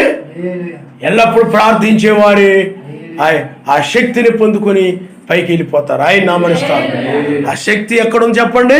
నీ శరీరాన్ని, మర్త్యమైన శరీరమును అమర్చితలోనికి దాటించే శక్తి, మర్త్యమైన వాటిని జయించే శక్తి, నీలో ఉన్న అసూయను, ద్వేషమును, దురాలోచనలని ఆయన మీద కానీ మనుషుల మీద కానీ ఆ దురాలోచనలన్నింటిని కూడా, చెడ్డ ఆలోచనలన్నింటిని కూడా ఇతరులు చెడుగా తీసుకొని ఆ విధంగా ఉండేటువంటి ఆ చెడ్డ స్వభావాన్ని నీలో జయించి మంచి మనసు కలిగిన వ్యక్తివిగా, మంచిగా ప్రతిదాన్ని కూడా అర్థం చేసుకొని ఇతరులకు మేలు చేసే వ్యక్తివిగా, ఇతరులను అర్థం చేసుకొని మంచి చేసే వ్యక్తివిగా, మంచి మాట్లాడే వ్యక్తివిగా మారడం అనేది జరుగుతుంది ప్రార్థన వల్ల. ఆయన హల్లెలూయా, హల్లెలూయా. అందువల్ల ప్రార్థన అనేది ఏం చేస్తా చెప్పండి? ప్రార్థన అనేది ఎల్లప్పుడూ ఉండాలి. ఎల్లప్పుడూ ప్రార్థించేవారే శక్తిని, మర్త్యమైన వాటిని జయించి అమర్త్యత్వ పైకి వెళ్ళిపోతారు. ఇది ఏ సమయం చెప్పండి? ఎల్లప్పుడూ ప్రార్థించే సమయం. నువ్వు ఎల్లప్పుడూ ప్రార్థిస్తేనే పై కొనిపోబడడం అనేది జరుగుతుంది. లేకపోయినట్లయితే నీవు శోధనలో జయించలేక ఆ యొక్క ఇజ్రాయెల్ అనేక మంది ఎలా పడిపోయారు, ఆ చెడ్డ ఆలోచనలు జయించలేకపోయారు. కానానులోనికి ప్రవేశించలేకపోయారు వాళ్ళు. కాబట్టి నీవు కూడా ఎవరో కాదు, నీ శత్రువులు, నీ హృదయంలో నుండి పుట్టేంటి నీ చెడ్డ ఆలోచనలే నీ శత్రువులు. మనుషుల మీద కావచ్చు, ఆ చెడ్డ ఆలోచనలు ఏం చేస్తాయి చెప్పండి? ఆ యొక్క ఇజ్రాయిల్ని కానానుకు వెళ్ళనీయకుండా చేశాయి. నిన్ను కూడా అవి కానాను, ఆత్మ సంబంధం కానానుకి వెళ్ళనివ్వు. అందువల్ల నువ్వు ఎప్పుడు కూడా ఎల్లప్పుడూ కూడా ఆయన సన్నిధిలో ప్రార్థిస్తూ ఉండాలి. కనుక మనుషులు ప్రార్థన చేయక పాపం చేస్తూ ఉన్నారు. ప్రార్థన చేయలేదు కాబట్టి, వాళ్ళ జీవితంలో ప్రార్థన లేదు కాబట్టి లక్షల మంది ఇజ్రాయేల్ పాపం చేశారు. పాపం చేశారు. విగ్రహారాధన అనే పాపం, వ్యభిచారం అనే పాపం, దొంగతనాలనే పాపం, నరహత్యలు అనేవి పాపాలే, అబద్ధములు అనేవి పాపాలే, కొండెములు అనేవి పాపములే, దురాలోచనలు అనేవి పాపములే. వీటన్నిటిని కూడా వాళ్ళు చేశారు. కారణం ఎందుకంటే తిరగబడ్డం అనేది పాపం. దాతాను, అబీరము, కోరహులు వీళ్ళందరూ కూడా తిరగబడ్డారు, మోషే మీద తిరగబడ్డారు. ఇవన్నీ కూడా ఏమైపోయినాయి చెప్పండి? పాపాలే. ఎందుకు వాళ్ళు ఆ విధంగా పాపము చేయడానికి కారణం ఏంటంటే ప్రార్థన లేదు. ప్రార్థన లేదు. అందువల్ల ప్రార్థన ఉంటే సర్వశక్తిమంతుని మీద కూడా నువ్వు తిరుగుబాటు చేయవు. ఆయన ప్రవక్తల మీద నువ్వు తిరుగుబాటు చేయవు. వాక్యం మీద తిరుగుబాటు చేయడమే ప్రవక్తల మీద తిరుగుబాటు చేయడం. ప్రవక్తల ద్వారా రాయబడింది వాక్యం. ఆ విధంగా వాక్యం మీద నిలబడాలి అని అంటే ఎల్లప్పుడూ ప్రార్థించేవారు మాత్రమే నిలబడతారు తప్ప వారు శక్తి కలిగి ఉంటారు. ఏంది? మనుషుల మీద కలబడ్డానికో, మనుషులు తల్లడానికో, గుద్దడానికో కాదు ఆ శక్తి. మీకు అర్థమైందా? మనుషులు బూతులు తిట్టడానికో కాదు ఆ శక్తి. మనుషుల్ని అసహ్యమైన మాట్లాడడానికో కాదు ఆ శక్తి. ఆ శక్తి వల్ల నీవు ప్రేమతో నువ్వు మాట్లాడతావు. ప్రేమ ద్వారా నువ్వు కీడుని జయిస్తుంటావు. ఆయన హల్లెలూయా. ప్రేమ ద్వారా జయిస్తావు. క్రూరమైన జంతువు ఉందనుకోండి, పౌరహి ఆవు ఉందనుకోండి, మీ ఇంటి ముందు వచ్చి నిలబడింది అనుకోండి, నువ్వు వెళ్ళి దానికి మంచిది అనుకుందాం, నువ్వు దగ్గరికి వెళతావు. దాని మెడ మీద ఇలా ఎలా ఎలా ఎలా అంటా ఉంటే ఏం చేస్తా చెప్పండి? దాని మెడ ఎలా అవుతుంది, అలా అవుతుంది. ఇంకా ఇంకా అనమని, ఇంకా అనమని, ఇంకా అను, ఇంకా అను. దానికి నీ మీద ఏం కలుగుతుంది చెప్పండి? ప్రేమ కలుగుతుంది. నీవు మా ఇంటి దగ్గర ఒక ఆవు వచ్చింది ఒకసారి. ఒక రోజు వస్తే నేను, అది ఎండాకాలం అనమాట, పుచ్చకాయ ముక్కలు తినేసి తిని మిగిలిపోయి ఉంటే కదా బయట పడేసాను. బయట పడేయలేదు, ఇంట్లో ఉంచాను. అప్పుడు ఆవు వచ్చింది అనమాట గ్రిల్ దగ్గరికి. రాగానే ఈ ముక్కలు పెట్టాను అనమాట. ముక్కలు పెట్టి తిని నుంచుంది వెళ్ళిపోయింది. ఇక నా దగ్గర ఏమి లేవు, వెళ్ళిపోయి మరుసటి రోజు వచ్చేసి మరలా గ్రిల్ దగ్గరకు వచ్చి లాగేస్తుంది. ఎవర్రా బాబు అని నేను ఇలా బయటకు వచ్చేసరికి ఆవు. ఎందుకు ఈ మాట చెప్తున్నానంటే అది ప్రేమ. ఆయన ఆ ప్రేమను రుచి చూసింది. అది కీడును కాదు, మేలును రుచి చూసింది. ఆ ప్రేమను బట్టి అది ఏం చేస్తుంది చెప్పండి? అలాగే నీవు కూడా మేలు చేసినప్పుడు మేలు ద్వారా, ఎందుకంటే ప్రేమ ఎప్పుడు కూడా మేలు చేస్తుంది కాబట్టి ఆ మేలు ద్వారా ప్రార్థించే వ్యక్తి ఏం చేస్తాడు చెప్పండి? ఆ శక్తిని పొందుకుంటాడు, మేలు చేసే శక్తిని పొందుకుంటాడు. ఆయన హల్లెలూయా. అంతేగాని చాలామంది, మాకు తెలిసిన ఒక ఆవిడ ఉండేది, రాత్రంతా ప్రార్థన చేసేది, తెల్లారు కూడా ప్రార్థన చేసేది. కుళాయి దగ్గరికి వెళ్ళినప్పుడు అందరూ బండబూతులు తిడతా ఉండేది అనమాట. మరి అందరూ అనుకుని రాత్రి అంతా ప్రార్థన చేసింది, తెల్లారేసరికి అందరిని తిట్టేస్తుందని. కారణం ఏంటి? ఆవిడ నామంలో బాప్తిజం పొందలేదు, పరిశుద్ధాత్మ పొందలేదు. ఆ మత్స్యానికి సంబంధించిన వ్యక్తి ఆ ప్రార్థనలో ఆమె శక్తి పొందలేదు. ఆ శక్తి పొందితే ఆమె ఓర్పు సహనం వచ్చేస్తుంది. ప్రార్థించే వారికి ఏమంటే చెప్పండి? ఓర్పు సహనమై ఉంటాయి. కాబట్టి ఎవరైనా నన్ను ఒక మాట అన్నా కానీ, ఎవరిని గబక్కని తిట్టినా కానీ, ఎవరిని అనరాని మాట అన్నా కానీ నువ్వు వాటిని సహించగలుగుతుంటావు, తట్టుకోగలుగుతుంటావు. ఆ మెసేజ్ చూడండి, ఎంత ఓర్పో, ఎంత సహనమో, ఎంత దీర్ఘశాంతమో. ఎక్కడి వచ్చింది అది? ప్రార్థన వలన ఆ శక్తి ఇచ్చింది. ఆయన మనసు ఇలాగ నిలబడ్డానికి ఈ శక్తిది.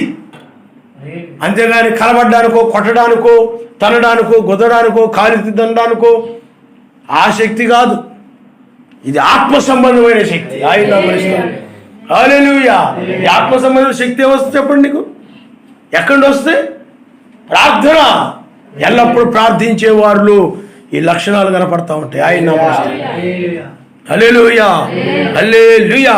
కాబట్టి చూడండి, వారందరూ దారి తొలగి బొత్తిగా చెడిపోయి ఉన్నారు. ఈనాడు చూడండి, ఎక్కడ చూసినా కానీ మనుషులు చెడిపోయారు, పాడైపోయారు. ఎక్కడ చూసినా కానీ మనం అదే అంటున్నాం, పాడైపోవడం. చెడిపోవడం అంటే ఏంటి?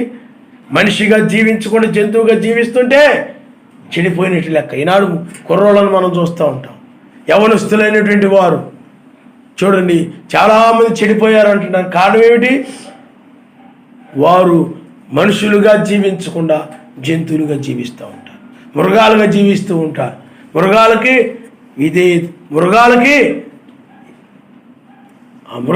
గౌరవం, మర్యాద ఇవన్నీ తెలియదు. అటు మనుషులు వెళ్తూ ఉంటే తోసుకుంటూ వెళ్ళిపోతుంటాయి పక్కన.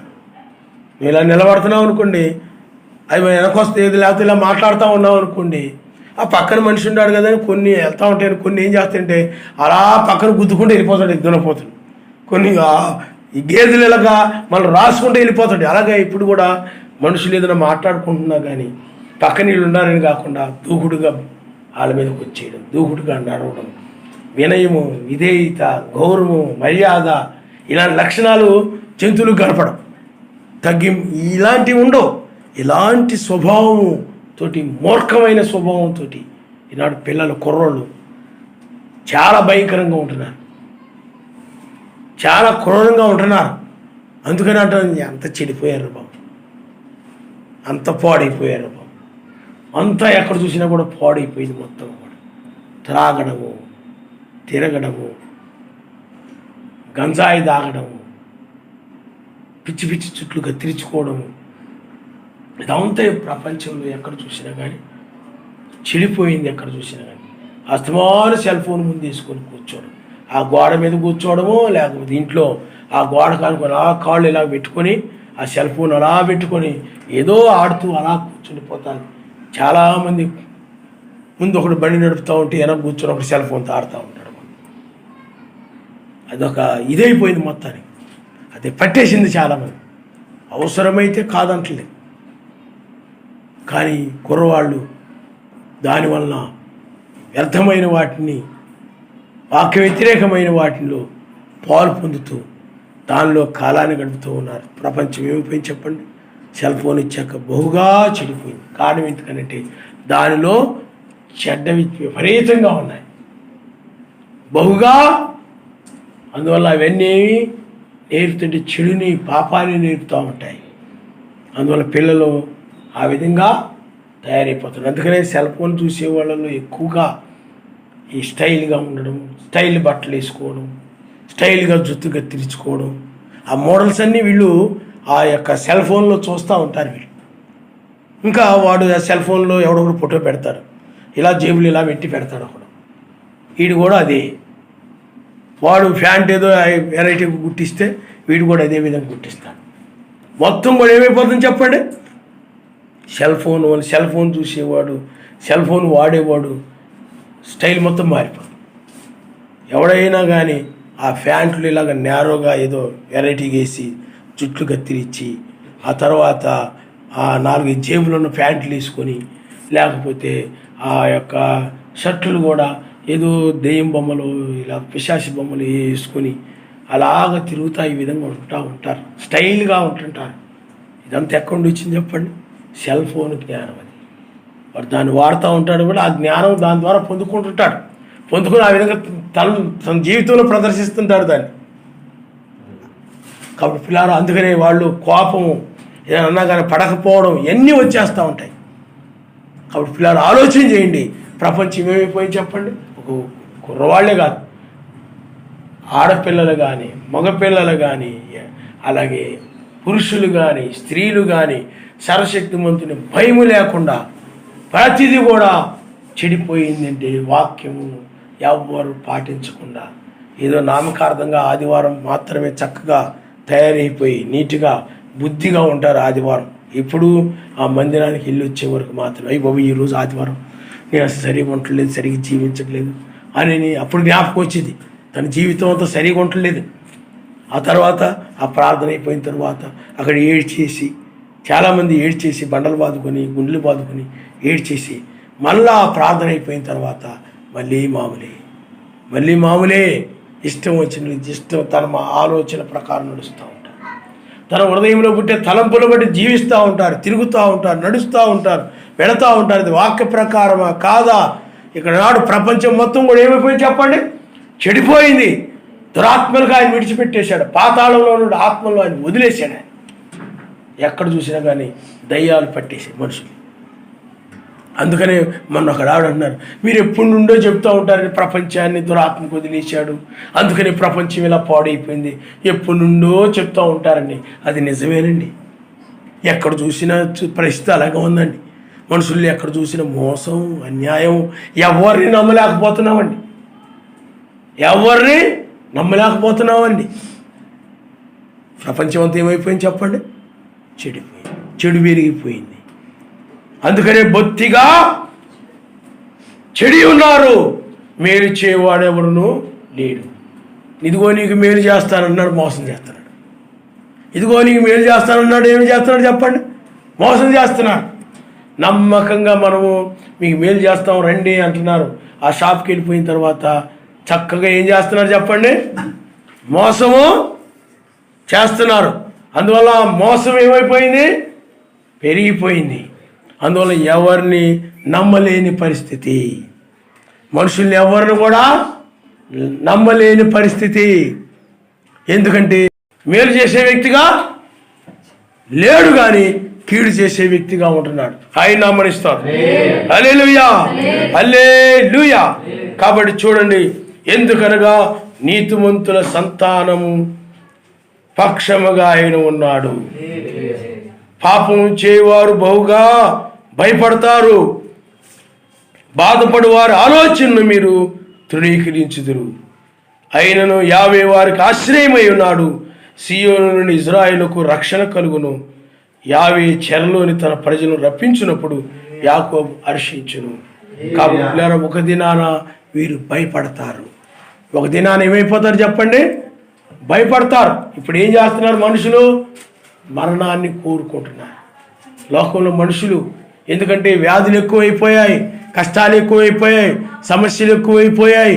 ఇక జనులు ఏం చేస్తున్నారంటే వీటిని తట్టుకోలేక మరణాన్ని కోరుకుంటున్నారు. ఎందుకురా ఇక ఈ జీవితం, అది ఎక్కువైపోయింది ఇప్పుడు. ఎందుకురా ఈ బ్రతుకు, ఎందుకురా ఈ జీవితం, ఇంకా చచ్చిపోతే ప్రాణం పోద్దు, ఇంకా అంతా పోద్దు కదా అని ఈ మనుషులు ఆ విధమైన విధానంలోకి వెళ్తున్నారు. కారణం ఎందుకంటే ప్రార్థన లేకే. ప్రార్థన ఉన్నట్లయితే నీకు ఒక ధైర్యం ఉంటుంది, నీ భక్తి నీకు ధైర్యాన్ని ఇస్తుంది. ఆయన నామనిస్తాం. హల్లెలూయా. ప్రార్థన లేని వారికి ఏం జరుగుతుంది చెప్పండి? సమస్యలు, ఒడిదుడుకులు ఇవన్నీ వచ్చినప్పుడు, శోధనలు, కష్టాలు ఇవన్నీ వచ్చినప్పుడు భయం వేస్తుంటుంది. ఈ వ్యాధులు ఇవన్నీ కూడా, ఈ యొక్క సమస్యలు, అప్పులు, రకరకాల ఒడిదుడుకులు ఇవన్నీ కూడా ప్రపంచాన్ని కమ్మివేశాయి. అందులో మనుషులు ఏం సుఖం ఉందిరా, ఏం ఆనందం ఉందిరా ఈ జీవితం అంటూ ఉంటారు చాలామంది. కానీ నిజమైన క్రైస్తవుడు, నిజమైన వారు ఆయన ఆనందిస్తూ ఉంటాడు. ఆయన హల్లెలూయా. ఎందుకంటే ఆయనే వారికి ఆధారము, ఆశ్రయమై ఉన్నాడు. వాళ్ళు ఆయనకు అసాధ్యమైనది ఏమీ లేదు నమ్ముతూ ఉంటారు కనుక వారు నిజముగా ఎల్లప్పుడూ ప్రార్థిస్తూ ఉంటారు కనుక ఎల్లప్పుడూ ప్రార్థించేవారు. ఎన్ని ఒడిదుడుకులు వచ్చినా, శోధనలు వచ్చినా, ఎన్ని కష్టాలు వచ్చినా, అవమానాలు వచ్చినా, నిందలు వచ్చినా యోబు వలె, ఏలియా వలె, మోషే వలె, యోహాను వలె వాక్యం కోసం నిలబడతారు. ఆయన నామనిస్తారు. హల్లెలూయా, హల్లెలూయా. వారిని ఆయన రక్షిస్తాడు. ఎల్లప్పుడూ ప్రార్థించేవారు వాక్యం కోసము నిలబడతారు. వారికి ఈ యొక్క నిత్యత్వం పట్ల అపేక్ష కలిగి ఉంటారు. ఆయన నామనిస్తారు. హల్లెలూయా. మిగతా వాళ్ళు అయినట్లయితే వారు ఈ ప్రపంచంలో వాళ్ళందరూ కూడా, ఈ చెడిపోయిన వారందరూ కూడా ఈ జీవితం ఎందుకురా ఆ స్థితిలోకి వెళ్ళిపోతుంటారు. కానీ నీవైనట్లయితే దీనికంటే నాకు మంచి జీవితం ఉందని సంతోషం. ఆయన హల్లెలూయా, హల్లెలూయా. కాబట్టి పిల్లారా ఆలోచన చేయండి. ఓ యావేకు ప్రార్థన చేయవారు పాపము చెయ్యరు. ప్రార్థన అది నామకార్థ ప్రార్థన కాదు, ఎల్లప్పుడూ ప్రార్థన చేయాలి. ఎడతెగక ప్రార్థన చేయాలి. ఎల్లప్పుడూ ప్రార్థన చేయవారు పైకెత్తబడతారు. ఆయన వారి శరీరము మార్పు చెందుతుంది. కాబట్టి ఎల్లప్పుడూ ప్రార్థించే సమయము ఇదే. కాబట్టి ప్రపంచమే పరిస్థితి చూడండి, సాతాను వదిలేశాడు సర్వశక్తిమంతుడు. అందువల్లనే చెడుతనం పెరిగిపోయింది, పాపం పెరిగిపోయింది. ఎక్కడ చూసినా కానీ మంచి కనబడడం లేదు, బొత్తిగా చెడిపోయి ఉన్నారు. ఇంకా శ్రమకాలంలో ఇంకా ఘోరంగా ఉంటుంది. ప్రతి ఇంట రోదనే, ప్రతి ఇంట వ్యాధులు, తెగుళ్ళు, శ్రమ, వేదన ఇవన్నీ చాలా ఘోరంగా ఉంటాయి. అవి తట్టుకోలేక మనుషులు చనిపోవాలనుకుంటారు, మరణాన్ని వెతుకుతారు అన్నది బైబిల్లో. అంత ఘోరమైన పరిస్థితి భూమి మీదకి రాబోతూ ఉంది. దాని నుండి తప్పించుకోవాలనంటే నువ్వు పాపం చేయకుండా ఉండాలి. పాపం చేయకుండా ఉండాలంటే వాక్యం మీద నీవు నిలబడాలంటే ప్రార్థన చేయాలి. ఆయన అవిశ్వాసమే పాపం. ఈనాడు ఎక్కడ కూడా ఆయన అంటే నమ్మకం లేదు. ఆయన సహాయం చేస్తాడు, ఆయన రక్షిస్తాడు, ఆయన కాపాడుతాడు. నేను ప్రార్థిస్తే ఆయన కృప చూయిస్తాడు, ఆయనకు అసాధ్యమైంది ఏమీ లేదు అని ఆ నమ్మకంతో ఆయన దగ్గర ఎల్లప్పుడూ ఎడతెగ ప్రార్థన చేసేవాళ్ళు లేరు. ఒక గంట ప్రార్థన చేసి నేను అడిగాను, ఆయన ఏంటి చేయలేదేంటి? నా కష్టాలని ఇప్పుడు దాకా చెప్పుకొని ఏడ్చేసానే, అవన్నీ తీరలేదేంటి? నేను అనుకున్న పని అవలేదేంటి? అరగంట చేసి గంట చేసి ఆయన తట్టు చూడటం కాదు, నిరంతరం ప్రార్థన చేయి. అడుగు మునిపి ఆయన చేస్తాడు, ఆయన నమ్మనిస్తాడు. హల్లెలూయా. నీవు అడుగు మునిపి నీకేమి కావాలో ఆయన తెలుసున్నది, ఆయన నమ్మనిస్తాడు. నా రాజ్యం, నా నీతిని వెతకండి. నువ్వు ఆ రాజ్యాన్ని, నీతిని వెతకడం మానేసి నువ్వు ఈ వెతుకుతున్నావు. ఏం తిందునా, ఏం త్రాగుతున్నా, ఎలా బ్రతుకుతున్నా, ఏ విధంగానా అని వెతుకుతున్నావు. ప్రార్థన చేస్తున్నావు, దాని గురించి చూస్తున్నావు. నీ ఆలోచనే తప్పు. నువ్వు ఏ వర్తమానం అయితే విన్నావో దాని గురించి నువ్వు ప్రార్థన చేసుకుంటా ఉంటే అప్పుడు ఆయన నీకేమి కావాలో దాన్ని ఆయన దయచేస్తాడు. కానీ నీ బాధ ఏముంటుంది? ఇది ఉంటుంది, ఏమి తిందిరా, ఏమి తాగుదనే బాధ ఉంటుంది. ఆ బాధను బట్టి నువ్వు ప్రార్థన చేస్తున్నావు, వాక్యం వింటున్నావు. ఆ బాధను బట్టి, లోపల ఉన్న బాధను బట్టి ప్రార్థన చేస్తున్నావే కానీ ఈ రాజ్యాన్ని, నీతిని వెతకడం వల్ల అది నువ్వు ఆయనకు అప్పగించేసి ఇది వెతుకు. ఆ రాజ్యాన్ని, నీతిని వెతికినట్లయితే అప్పుడు నీకేమి కావాలో దాన్ని ఆయన అనుగ్రహిస్తాడు. ఆయన నువ్వు ఆయనకు అప్పగించేసి దాన్ని మర్చిపో. ఆయన ఇచ్చేసాడు అనుకో, ఆయన ఆ కార్యాన్ని జరిగించాడు అనుకో, అప్పగించేసి పూర్తిగా నువ్వేం చేయాలి? ఎల్లప్పుడూ కూడా ప్రార్థన చేయాలి. నాయన నీ రాజ్యమే నాకు కావాలి, నాయన నీ సహాయం చేయి, నాయన నువ్వు ప్రార్థన చేయి, ఆయన నడిపిస్తాడు. ఎల్లప్పుడూ నువ్వు ప్రార్థన చేయాలి, ప్రార్థన మీద ఆధారపడు. నేను నిరంతరం ప్రార్థన చేస్తే ఆయనే చూసుకుంటాడు. ఎల్లప్పుడూ ప్రార్థన చేస్తే ఆయనే చూసుకుంటాడు. ఆయనే చూసుకుంటాడు అని ఆ రాజ్యాన్ని, నీతిని వెతకడం ఆయన నామనిస్తాడు. హల్లెలూయా, హల్లెలూయా. విస్తారముగా ప్రార్థించడం వలన చాలామంది వాళ్ళ మనవి ఆయనకు వినబడిద్ది అనుకుంటూ ఉంటారు. బైబిల్ ఆ విధంగా చెప్తుంది. చాలామంది విస్తారంగా ఏం చేస్తారు చెప్పండి? నాయన అమెరికాలో ఉన్నాడు, మా కొడుకుని దీవించు నాయన. అయ్యా మా వాడు ఇదిగో ఆ యొక్క పనికి వెళ్ళాడు నాయన, ఆయన్ని దీవించు నాయన. ఓ నా తండ్రి ఇలాగ వెళ్ళాడా. ఇలాగా వాళ్ళని అందరిని కూడా జ్ఞాపకం చేసుకొని మనుషులు ఏం చేస్తుంటారంటే విస్తారమైన వ్యర్థమైన మాటలు ఎక్కువ మాట్లాడుతూ ఉంటారు.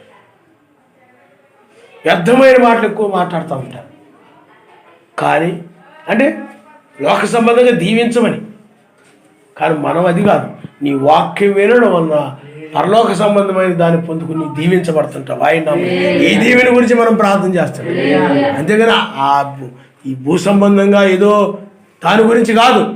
కాబట్టి నీవు ఎప్పుడు కూడా అన్యులైనట్లయితే వీటిని వెతుకుతూ ఉంటారు. కానీ ఏమి తిందినా, ఎలా తిన్నా, బ్రతుకుతున్నా, ఏ విధంగా జీవిస్తానా, ఏమిటా ఇది అని వీటి గురించి విచారిస్తూ ఉంటారు. మీరైనట్లయితే నా రాజ్యమును నా నీతిని వెతకండి.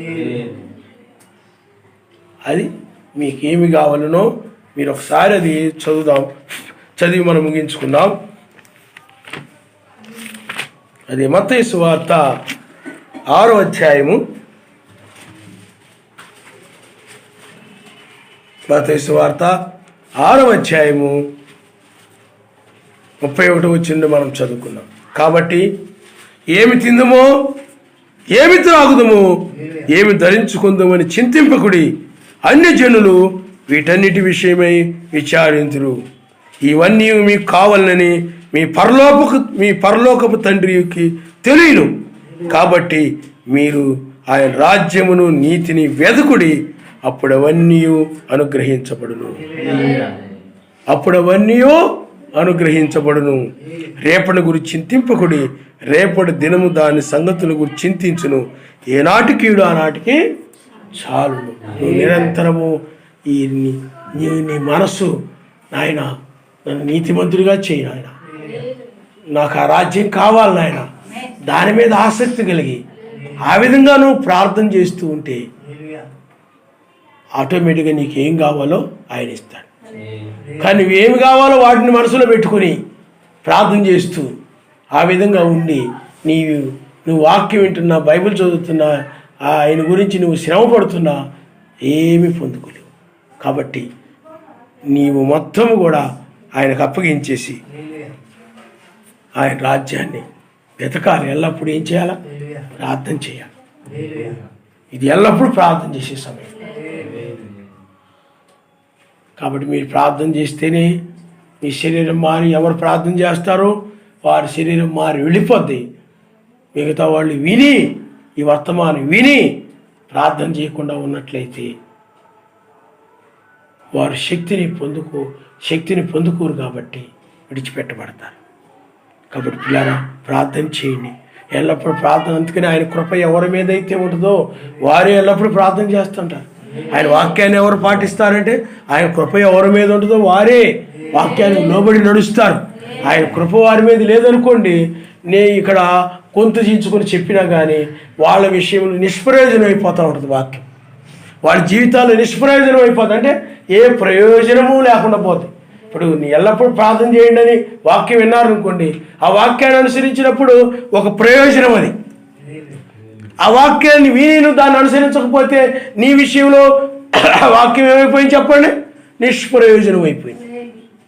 ఆ మాట, ఇప్పుడు పొలంలో విత్తనాలు చల్లుతారు, ఏ మొలకలు రాలేదనుకోండి, విత్తనాలన్నీ వేస్ట్ అయిపోయి ఏమీ ప్రయోజనం లేదు, డబ్బులన్నీ వేస్ట్ అయిపోయాట. సేమ్ అదే విధంగా ఈ వాక్యమైన విత్తనాలు చల్లుతూ ఉన్నప్పుడు నీ హృదయంలో అవి కనుక మొలకెత్తకపోయినట్లయితే, అంటే అది ప్రార్థించకపోయినట్లయితే, ఎల్లప్పుడూ ప్రార్థించకపోయినట్లయితే ఆ విత్తనము నీ విషయంలో నిష్ప్రయోజనం అయిపోయినట్లు, అది ఫలించలేదు నీలో. కారణం ఏమిటంటే అది మంచి నేల కాదు, అది రాతి నేల అయి ఉండొచ్చు, అది కచ్చపదల ముళ్ళతప్పులతో కూడిన నేల అయి ఉండొచ్చు, అది త్రోవ ప్రక్కన ఉన్నటువంటి చోటు అయి ఉండొచ్చు. అది అందువల్ల దాంట్లో ఫలించదు. కాబట్టి నీ హృదయము అలాంటిదైనప్పుడు వాక్యం వింటావే కానీ దాన్ని నువ్వు నెరవేర్చవు. అదైనా ఎందుకు నెరవేర్చమంటే అది నేల సరైనది కాదు. అదే మంచి నేల మీద పడినట్లయితే నిరంతరం ప్రార్థించుకుంటూ వెళుతుంది. అప్పుడు అది 30 అంతలు, 60 అంతలు, 100 అంతలుగా ఫలిస్తూ ఉంటుంది. ఆయన హల్లెలూయా, హల్లెలూయా. అందువల్ల లోకములోని వాటి గురించి ఆయనకి తెలుసు. కాబట్టి పిల్లారా, వాటిని కాదు కానీ ఆయన రాజ్యముని, నీతిని వెతకాలి. తలలో ఉంచుకోండి, మనం ప్రార్థన చేసుకుందాం. ఇది ఎత్తబడే సమయము. ఆయన ప్రజలను ఆయన రక్షిస్తారని వాగ్దానం చేశారు. ఆయన కృప కలిగిన వాడు, కనికరం కలిగిన వాడు. ఈనాడు చాలామంది పాపంలో పడిపోవడానికి, పిల్లలు, పెద్దలు, వృద్ధులు అనేక మంది పాపంలో పడిపోవడానికి కారణం పాపం మనకు అవిశ్వాసం. కారణము ప్రార్థన లేకపోవడమే. ఆ ప్రార్థన అయినా కూడా ఏం తిందునా, ఏం త్రాగుతున్నా, ఎలాగా అనే దానికి విచారాలు కలిగి ప్రార్థన చేస్తూ ఉంటారు చాలామంది. ఆ ప్రార్థన పనిచేయదు నీవు ఐక్య విచారాలు లేకుండా. ఆ విచారాలను కూడా ఆయనకు అప్పగించేసి నీవు ఆ రాజ్యం కావాలి, ఆ నిత్య రాజ్యంలో ప్రవేశించాలి, నేను నీతి కలిగి జీవించాలి, సమాధానం కలిగి జీవించాలి, పరిశుద్ధాత్మ ఆనందాన్ని నేను పొందుకోవాలి అని ఆసక్తితో నువ్వు ప్రార్థన చేస్తూ ఉంటే, ఎల్లప్పుడూ ప్రార్థన చేస్తూ ఉంటే అప్పుడు ఆయన నీకేమి కావాలో ఆయన చూసుకుంటాడు ఈ భూమి. హల్లెలూయా, హల్లెలూయా, హల్లెలూయా. అవిశ్వాసమే పాపము. ఏ దినంలో ఆదాము అవ్వలు వారు పాపంలో పడిపోవడానికి కారణము అదే అవిశ్వాసం, అపనమ్మకం కలగడానికి కారణము. సర్వశక్తిమంతుని మాట పట్ల అపనమ్మకం ఉంచి వారు సాతానుని మాటను నమ్మారు. దానికి కారణం ఏమిటి అంటే ఎల్లప్పుడూ ప్రార్థన లేదు వాడు, ఎల్లప్పుడూ ఐక్య విచారాలు. అయ్యో ఏమి తిందునా, ఏమి త్రాగుదునా, ఈ అప్పులు ఎప్పుడు తీరిపోతాయా, లేకపోతే నేను ఏ విధంగా జీవిస్తానా, ఎలాగ ఈ సమస్యలు ఎలాగా, అది ఎలాగా, ఇది ఎలాగా, ఇలాంటి ఆలోచనలన్నిటిని బట్టి నువ్వేమీ పొందుకోలేదు. ఈ విచారాలు ఈనాడు మనుషుల్లో ఎక్కువైపోయే ప్రపంచంలో. ఆ వస్తువు ఎప్పుడు కొంటానా, ఈ వస్తువులు ఎప్పుడు కొనుక్కుంటానా, వాళ్ళు కొన్నారే ఆ బట్టలు, మంచి బట్టలు వాళ్ళ పిల్లలకు కొన్నారే, మా పిల్లలకు ఎప్పుడు నేను కొంటానా, వాళ్ళ పిల్లలకు మంచి జోళ్ళు కొన్నారే, నేను ఎప్పుడు కొంటానా, వీటన్నిటి గురించి విచారిస్తూ అయ్యో వాళ్ళందరూ కూడా అవి ఉన్నాయి, ఏమన్నాయి, నాకు ఏమీ లేవు అని వీటన్నిటి గురించి విచారిస్తూ అయ్యో నా భార్యని సంతోషపెట్టలేకపోతున్నాను, నా భర్తను సంతోషపెట్టలేకపోతున్నాను అనే విచారాలు. ఏ విచారాలతో నువ్వు ప్రార్థన చేస్తున్నావు? లోక విచారాలతో ప్రార్థన చేసినట్లయితే ఆ ప్రార్థన ఆయన సన్నిధిని చేరదు. అంటే ఏమి తిందిరా, ఏమి తిరిగి ప్రాణాన్ని గురించి, శరీరము గురించి నువ్వు విచారిస్తున్నావేమో. ఆయన రాజ్యాన్ని, నీతిని వెతకాలి, ఇవన్నీ ఆయనకు అప్పగించి విశ్వాసంతో ఉండాలి. లోకంలో అనేక సమస్యలు, అనేక ఒడిదుడుకులు, అనేక కష్టాలు, అవమానాలు అవన్నీ కూడా ఆయనకు అప్పగించి ఎల్లప్పుడూ నువ్వు ప్రార్థన చేయాలి. ఈ రక్షణ కోసం, ఈ శరీర రూపాంతరం పొందాలంటే వాక్యమాలను చెప్తా ఉంది సుమా. అప్పుడే నీకేమి కావాలో ఆయన దాన్ని దయచేస్తాడని వాక్యం చెప్తుంది.